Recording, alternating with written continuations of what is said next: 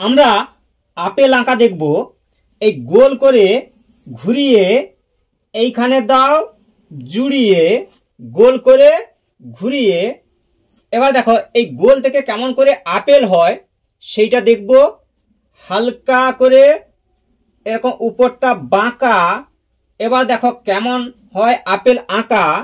এটাও নিচেও হালকা করে এই বাঁকা, এবার দেখো কেমন আপেল হয়ে যাচ্ছে আঁকা। ঠিক আছে, এই এবার আবার হচ্ছে হালকা করে বাঁকা, এখানে দাও দুটো রেখা, এইটা থেকে হবে আপেল আঁকা। এবার এইটা মুছে দিতে হবে। এবার এই অংশটাকে দাও মুছে, এইভাবে দাও পুছে, একদম দাও মুছে, এই ফিনিশ। ঠিক আছে, এইটা থেকেই আপেল আঁকা হবে। এবার এইটাকে একটু শেড দিয়ে দেব। এই জায়গাটা হচ্ছে গভীরতা, সেইটা বোঝানোর জন্য এরকম করে হালকা করে এরকম সেট সুন্দর করে দাও, সেট না যেন হয় লেট। এইভাবে সুন্দর করে দাও ভরে, একদম ধরে ধরে, দূরে যাবে না সরে। হয় দেখো কেমন করে,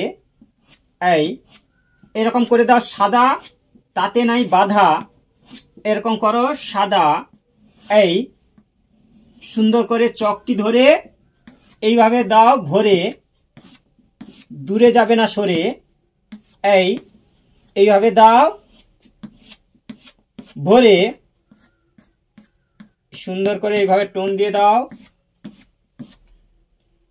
এই যে বিন্ত বা বোঁটা না যেন হয় বেশি মোটা, এই হচ্ছে বোঁটা বা বিন্ত। ঠিক আছে, একদম এরকম করে টান দিয়ে একই রকম টান, এরকম করে যান, এরকম দাও টান, পরপর সরু, ছোট ছোট টোন, এদিকে দাও মন, ছোট্ট ছোট টোন, যতটা সম্ভব সূক্ষ্মভাবে ফুটিয়ে তুলতে হবে।